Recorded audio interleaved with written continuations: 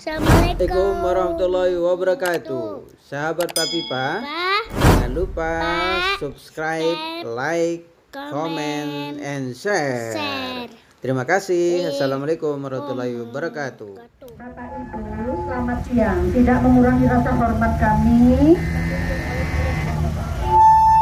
akan menjaga pelaksanaan kegiatan penyampaian pendapat. Pak Marwar, ini kan aksi FKN tanggal 18 ini seperti apa Pak? Ya, kita berharap ini ada perhatian lah. Minimal kita tunjukkan ke masyarakat, ke publik bahwa kita tidak diam. Ini banyak masalah.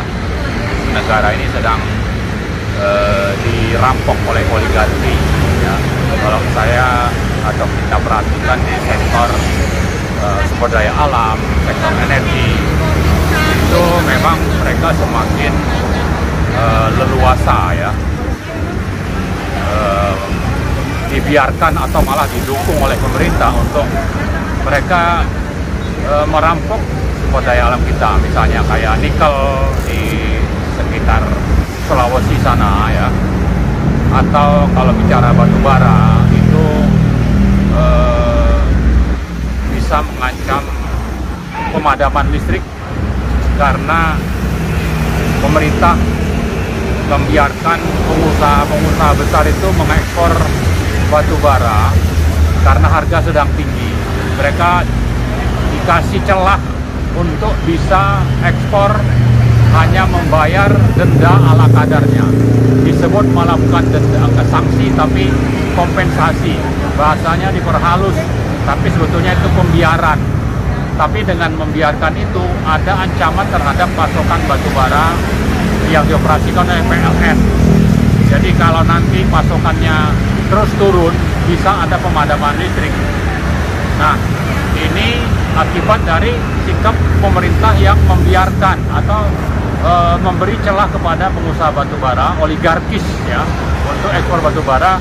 Memang harga sedang tinggi di dunia. Padahal yang dibutuhkan oleh PLN itu hanya sekitar 100 juta ton atau 120 juta ton atau DMO ya, domestic market obligation di dalam negeri untuk kelistrikan industri dan juga ada satu sektor lain, industri semen ya, industri dan semen itu di total hanya 120 juta ton, artinya hanya sekitar 20% dari produksi nasional. Nah, itu saja pemerintah tidak bisa amankan. Karena apa? Karena oligarki berkepentingan. Nah, di sini saya kembali mengatakan ya, bicara sumber daya alam ini semakin dikuasai oleh oligarki, salah satunya di sektor batubara. Sektor lain itu ada di Sulawesi terkait dengan mineral nikel. Itu penambangan jor-joran. BUMN kita mungkin hanya menguasai sekitar 5-10%. Sisanya itu banyak konglomerat termasuk perusahaan-perusahaan asing. Dan cara menambangnya juga itu merusak lingkungan sekaligus membuang biji nikel kadar rendah.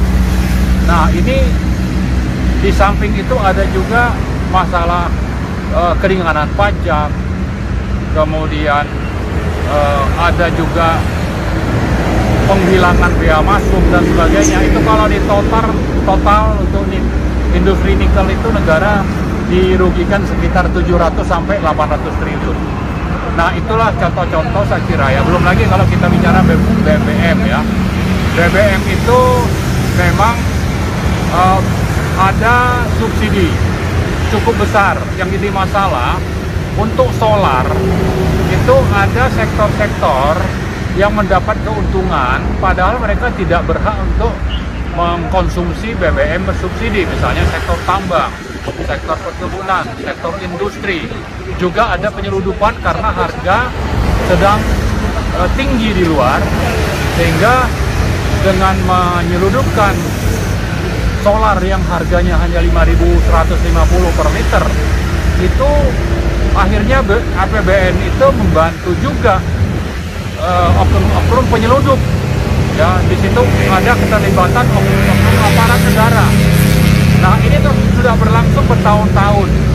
Nah mestinya ada upaya serius untuk menghilangkan penyelewengan ini, terutama tadi dari 4 sektor, yaitu ada sektor tambang, ada perkebunan, ada industri, kemudian transportasi melalui penyeludupan ke luar negeri. Itulah contoh-contoh bagaimana APBN membantu mensubsidi tapi tidak tepat sasaran, sehingga APBN itu dananya banyak yang dipakai untuk mensubsidi sektor atau orang-orang atau pengusaha yang tidak berhak. Oke. Sedikit Pak, ini kan kita dikenal dengan negara agraris Pak ya.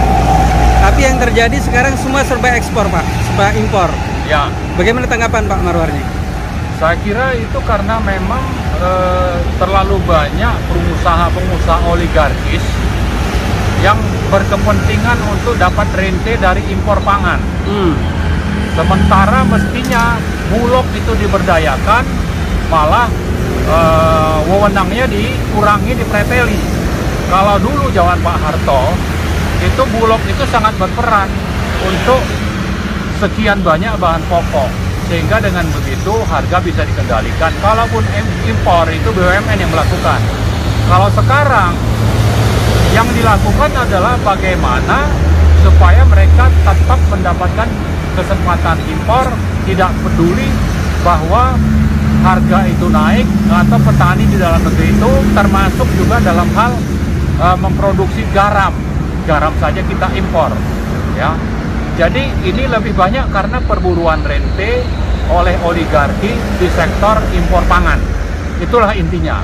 Kalau punya komitmen kuat, mestinya pemerintah bisa mendorong, memberikan subsidi kepada petani atau sektor-sektor yang memang bisa kita lakukan swasembada. Tapi itu tidak dilakukan. Karena kalau itu dilakukan, maka celah untuk impor pangan itu menjadi berkurang atau hilang. Termasuk misalnya gula.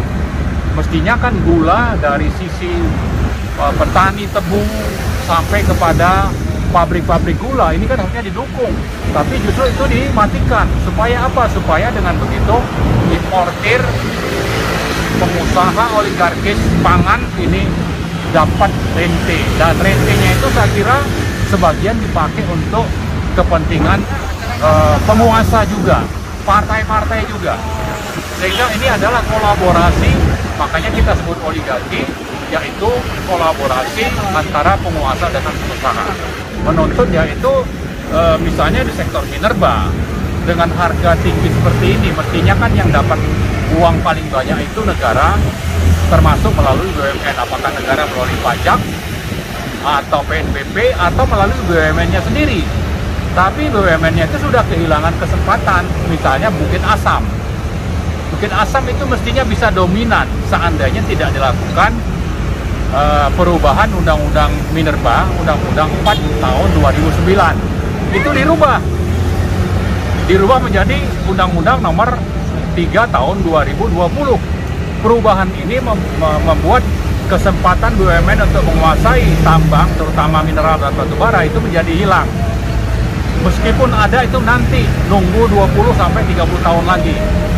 Karena kesempatan itu diambil oleh para pengusaha oligarkis. Terutama waktu itu ada 7 atau 6 perusahaan batubara yang namanya PKP2B. Kontrak akan habis. Kalau habis mestinya tambang itu diserahkan kepada BUMN, kepada negara untuk dikelola oleh BUMN.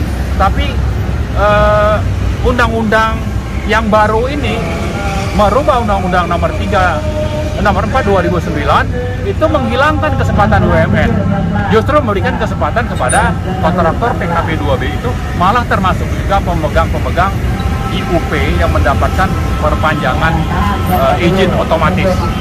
Ini kejahatan sistemik dilakukan oleh siapa? Oleh penyelenggara negara, terutama pemerintah dan DPR. Gitu. Oke, terima kasih Pak. Nanti kita lanjut di orasi Pak ya. Sama-sama. Terima kasih sahabat Pak Vipa telah menonton video kali ini. Salam bahagia dari kami semua. Assalamualaikum warahmatullahi wabarakatuh.